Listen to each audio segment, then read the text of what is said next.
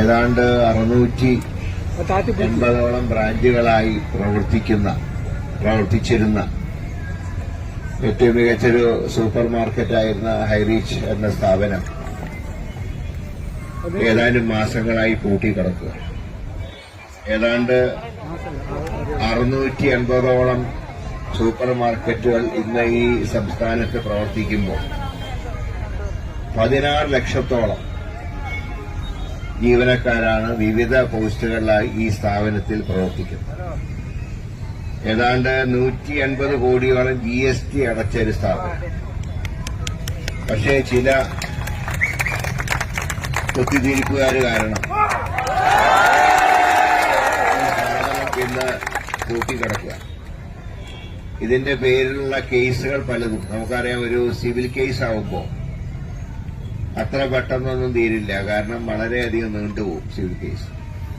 പക്ഷെ ദൗർഭാഗ്യം എന്ന് പറയട്ടെ, ഇത് സെറ്റിൽ ചെയ്യാനോ അവിടുത്തെ ജീവനക്കാരെ സംരക്ഷിക്കാനോ ബന്ധപ്പെട്ടവർ ശ്രമിക്കുന്നില്ല എന്നുള്ളതാണ് ഏറ്റവും ദുഃഖകരമായിട്ടുള്ള കാര്യം.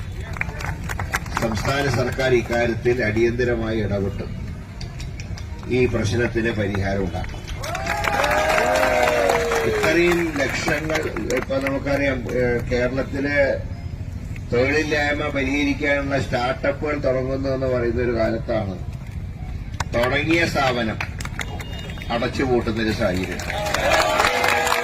ഇത്രയും ലക്ഷം ആളുകൾ ഇതിനെ ജോലിയെടുക്കുക. 16 ലക്ഷം ആളുകളാണ് തൊഴിൽരഹിതരായിട്ടുള്ളത്.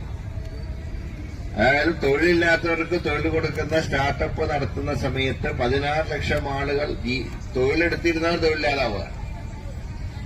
അപ്പൊ ഇക്കാര്യത്തില് സർക്കാർ പ്രത്യേകം താല്പര്യം എടുക്കണ്ടേ?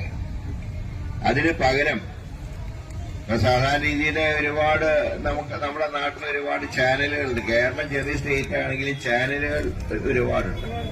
അപ്പൊ അവർക്ക് ചിലർക്കൊക്കെ വാർത്ത കിട്ടാതാകുമ്പോ ഏതെങ്കിലും സ്ഥാപനത്തിനെ കയറി പിടിക്കുന്ന